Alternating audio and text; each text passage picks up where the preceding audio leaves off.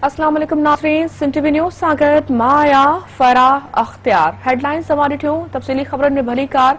Bulletin जी शुरूआत कंदासीं अहम ख़बर सां। उॾेरे लाल स्टेशन में नंढी उमिरि जी न्याणियुनि जूं गैर इख़लाक़ी वीडियोज़ रिकॉर्ड कंदड़ टोले जो इंकशाफ थियो आहे।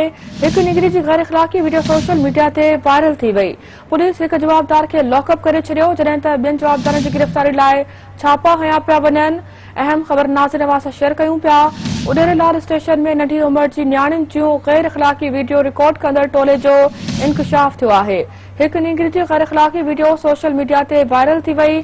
पुलिस हिकु जवाबदार खे लॉकअप करे छॾियो, जॾहिं त ॿियनि जवाबदारनि जी गिरफ़्तारी जे लाइ छापा हया पिया वञनि। अवां खे नाज़रीन अहम ख़बर ॾियूं पिया। उॾेरे लाल स्टेशन में नंढी उमिरि जी न्याणियुनि जूं गैर इख़लाक़ी वीडियो रिकॉर्ड कंदड़ टोले जो इंकशाफ थियो आहे। हिकु निगरी जी गैर इख़लाक़ी वीडियो सोशल मीडिया ते वायरल थी वई। पुलिस हिकु जवाबदार खे लॉकअप करे छॾियो, जॾहिं त ॿियनि जवाबदारनि जी गिरफ़्तारी लाइ छापा हया पिया वञनि। अवां खे नाज़रीन अपडेट कयूं पिया। उॾेरे लाल स्टेशन में नंढी उमिरि जी न्याणियुनि जूं गैर इख़लाक़ी वीडियो रिकॉर्ड कंदड़ टोले जो इंकशाफ थियो आहे। हिकु निगरी जी गैर इख़लाक़ी वीडियो सोशल मीडिया ते बि वायरल थी आहे। पुलिस हिकु जवाबदार खे लॉकअप करे छॾियो आहे, जॾहिं त ॿियनि जवाबदारनि जी गिरफ़्तारी जे लाइ छापा हया पिया वञनि।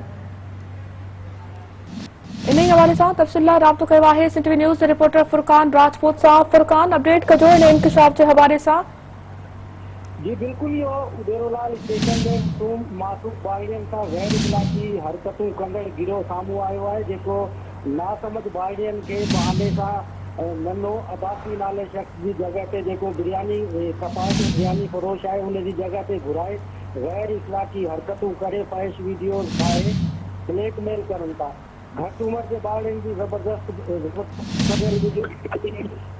आप ॾिसी सघिजे थो त कीअं मासूम ॿारड़ियुनि खे बिरयानी जे बहाने घुराए गैर इख़लाक़ी हरकतुनि ते मजबूर कयो पियो वञे।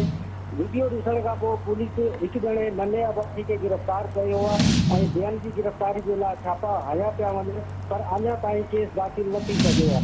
अफ़सोस जी ॻाल्हि इहा आहे त अहिड़ियूं केतिरियूं वीडियोज़ इन गिरोह वटि मौजूदु आहिनि।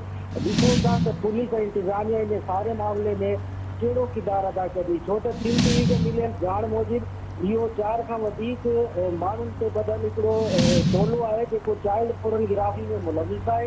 इन वीडियो में अहिड़ा मनाज़िर आहिनि जेके ऑन एयर नथा थी सघनि। असां इन सिलसिले में उॾेरोलाल स्टेशन पुलिस सां राब्तो कयूं त हुननि जो चवणो हो त DSP आगा मजीद थाणे ते उॾेरोलाल स्टेशन थाणे ते पहुतो आहे ऐं नेगरी जा वारिस जेको ख़ुर्शीद ख़ुशबू पहुतो आहे ऐं ॿिया कई बि पहुता आहिनि जेके FIR जे लाइ वेठा आहिनि। पुलिस जो चवणु आहे त असां तमामु जल्द इहो FIR करे ऐं तव्हांखे मीडिया खे आगाह ॾींदासीं। जी।